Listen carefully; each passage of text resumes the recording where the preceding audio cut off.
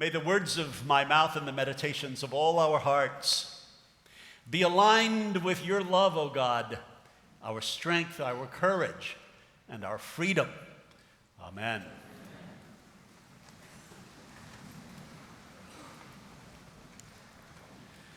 I wish I'd thought of it early enough. I would have asked our director of music, James Walker, to invite either Bob Dylan or Etta James to sing right now. I would have wanted them to sing a powerful hymn that St. Bob Dylan wrote called "You're Gonna Have to Serve Somebody."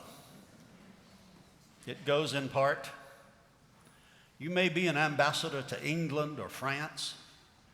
You may like to gamble. You might like to dance. You may be the heavyweight champion of the world. You may be a socialite with a long string of pearls, but you're going to have to serve somebody. Yes, indeed, you're going to have to serve somebody. Well, it may be the devil or it may be the Lord, but you're going to have to serve somebody. You might be a rock and roll addict prancing on the stage. You might have drugs at your command, women in a cage. You may be a businessman or some high-degree thief. They may call you doctor or they may call you chief. You may be a state trooper. You may be a young Turk. You may be the head of some big TV network. You may be rich or poor. You may be blind or lame. You may be living in another country under another name, but you're going to serve somebody. You're going to have to serve somebody. It may be the devil or it may be the Lord, but you're going to have to serve somebody.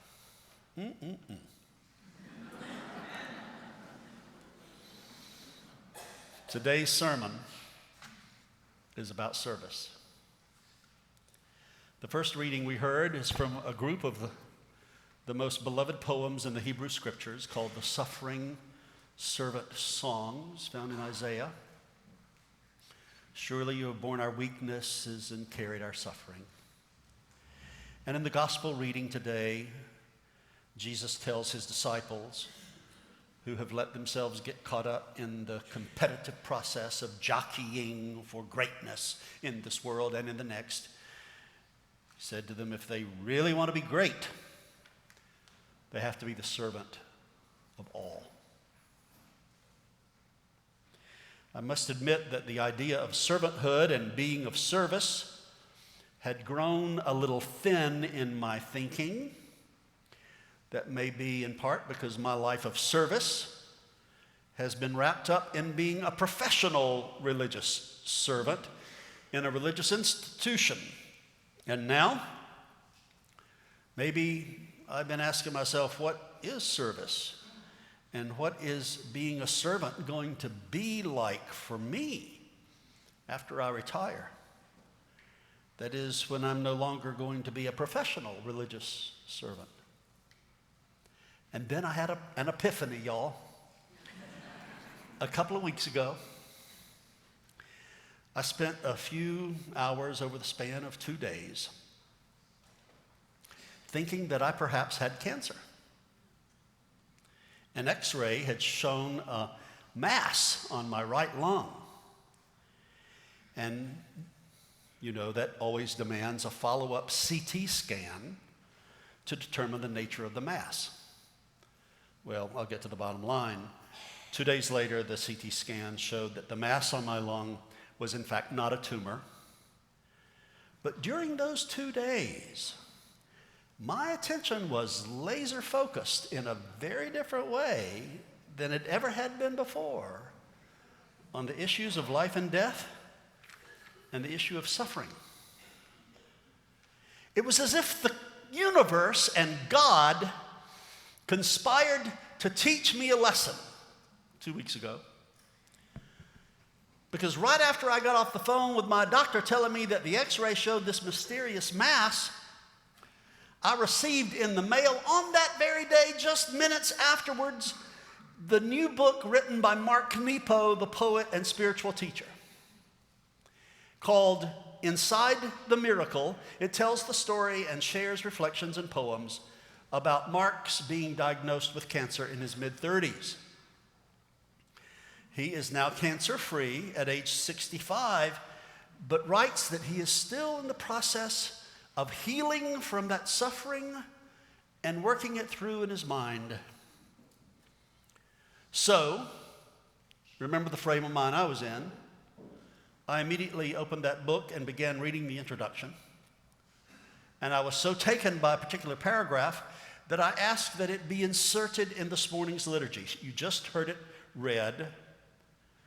It is a lyrical passage describing Mark's loss of bearings, his loss of any center, and blanket uncertainty in his life.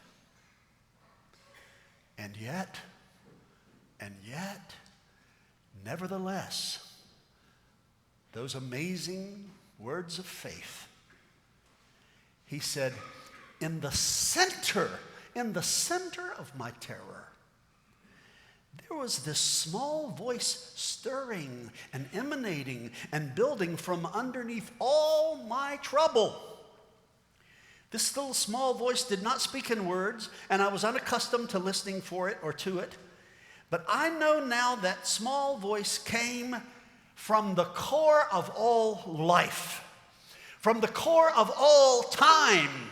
And that little voice began to assert itself through the bottom of my personality, the way sunlight passes through a crack in the barn. This was my first feeling, he concludes his paragraph. My first feeling of the touchstone of grace that would grow. And it would lessen my terror over time. Later in the passage, Mark Nepo calls that touchstone of grace, that small voice from the core of all life, he calls it God. Having this sermon topic in my mind, I felt the following words well up in me from a refreshing interior fountain. That is what I want to serve. Whether I'm functioning as a professional religious person or not, grace is what I want to serve for the rest of my life. The fact that God is love, God is the power of grace, God is unmerited love. I want to serve until I die, that God is loving absolutely everyone to the max right now. I want to tell the story of Jesus and his love, that none of us can get God to love us more or less, because God is loving us fully right now in the present moment, each of us. And I will serve that grace and love every day for the rest of my life. And I am convinced that this is what the world needs. People to serve the power of love. It was a vocational epiphany.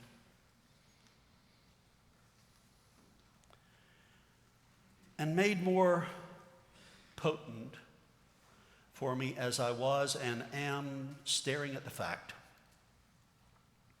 that when May 1 gets here, just 6.5 months from now, for the first time in 45 years, I will not be a professional religious person. I'm going to be like most of you. I'm going to become a servant, not because I get paid for it like a butler, but because I love it, and it gives me life. And, as Jesus said, service gives me a sense of really being great, not in the world's terms, but in God's terms. When I got ordained in the Episcopal Church,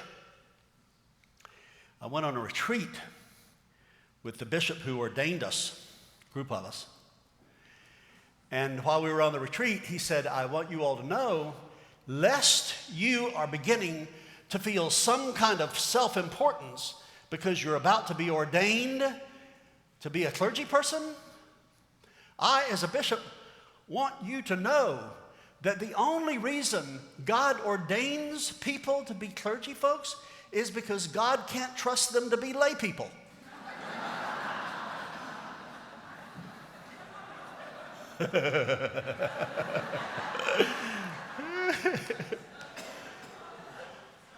So maybe I'm about to graduate.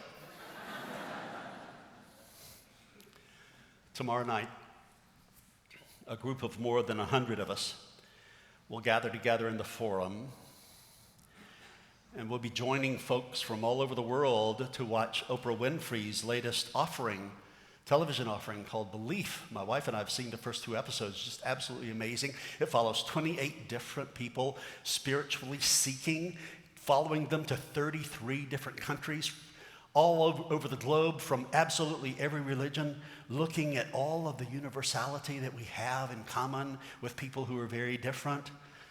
And on the cover of the DVD, she writes something that's very similar to what Mark Nepo writes. She writes, "My confidence comes from knowing that there is a force, a power greater than myself, that I am a part of and is also a part of me." She's talking about grace and love deep down in her. I've been with her several times, just to drop a name or two. When Oprah has repeated that the prayer she has prayed more than any other prayer over the course of her life, the prayer she resorts to repeatedly is this prayer: use me. The prayer of service. She said even when everything at her new television network started to fail, she went off by herself and said, use me. So my friends, lesson 1 about service. We all really do have to serve somebody,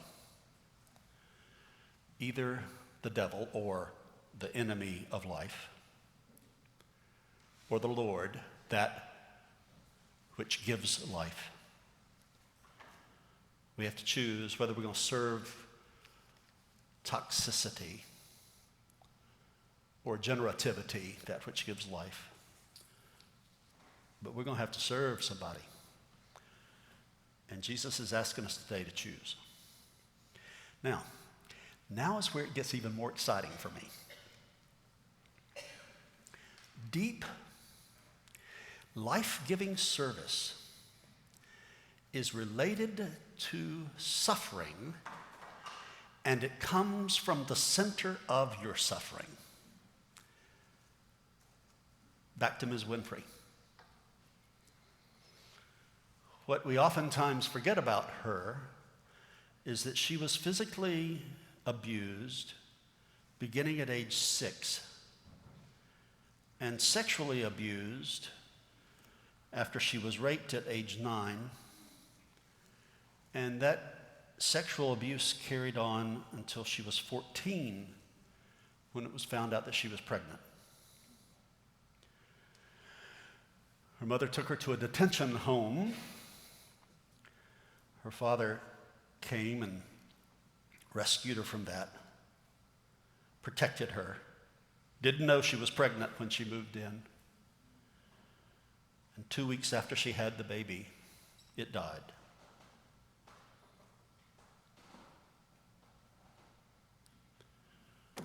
Her prayer, use me, came out of that bleak period of suffering.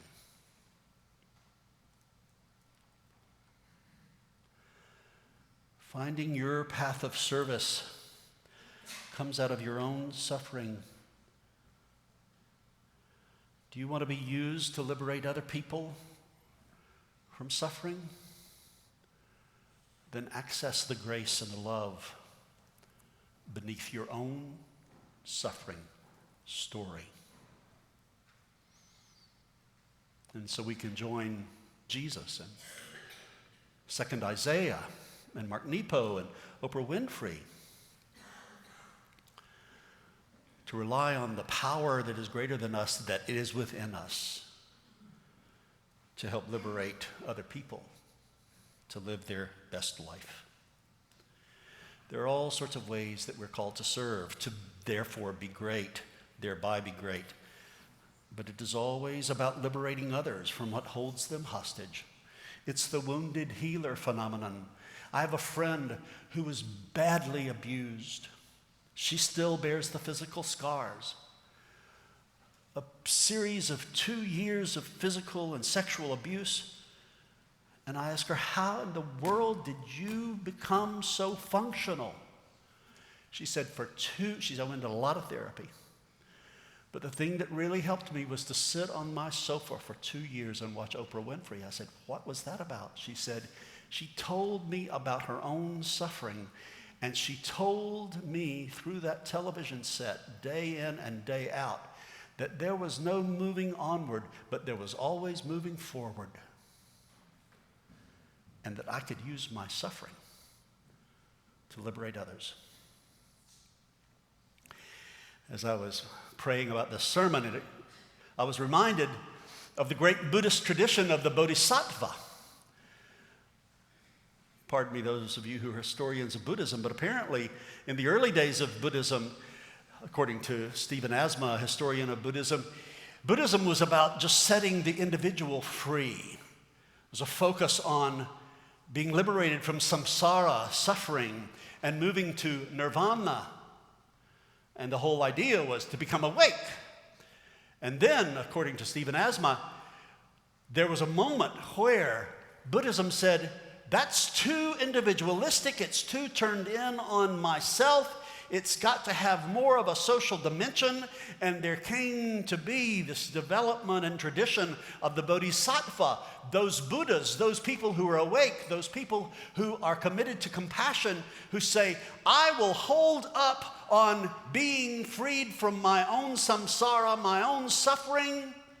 I will hold up on going into nirvana myself so that I can use all of my energy to get everybody else to be freed from samsara, suffering, so that I can use my energy to get everybody to come into nirvana. And those people are considered to be the holiest, the most powerful people in the Buddhist tradition, to be a bodhisattva. Committed to service. Wasn't Jesus our bodhisattva? He gave his life, as this gospel reading said, as a ransom for many, or as the translation that we used this morning. He gave his life so that everybody could be free of whatever held them hostage. However, that power for him to do that came out of his own baptism in suffering, his own drinking the cup that he needed to drink of suffering. And that was the question to the disciples. You want to be great? Can you drink from the cup of suffering? Can you be baptized in the baptism in which I've been immersed? Of course, it's going to happen to you. The question is, who are you going to serve when you come out of it? Who are you going to serve while you're in it? 2 Saturdays ago, a group of us sat down with Tim Wise, who's going to be with us in January, to talk about white racism and white supremacy and what we all can do to help dismantle white supremacy. And he told me something I'd never heard before, never thought about. He said, all of us have oftentimes been frustrated, particularly those of us who've been at it for 40 years, that we would have all of these gains in terms of the evolution of justice and peace and inclusion. And we think we'd put all these things to bed. Took care of the thing about race, took care of the thing about equality of women, took care of inclusion of gay and lesbian folks, took care of voter registration and made it equal. And he said, and what we're discovering is that there was all this regression, and we have to come back in and fight these battles over and over and over again. He said, and we are going to have to continue to fight these battles over and over again and not make any decisive moves forward and any progress until we change the under-sourcing narrative that feeds racism, bigotry, exclusion. The narratives of otherness, the narratives of meritocracy. You get what you earn, the narratives of the separate self. And then when you look at all of those narratives, they are rooted in the house of fear, not the house of love.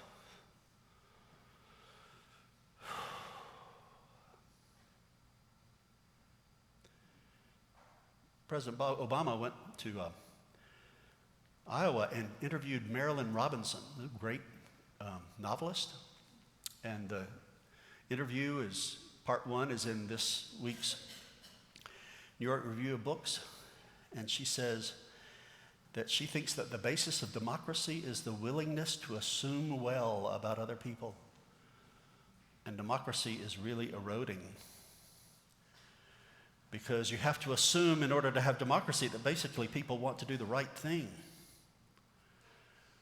But the idea of the sinister other, which has its own narrative, and this incredibly inappropriate sort of in-group mentality is eroding democracy.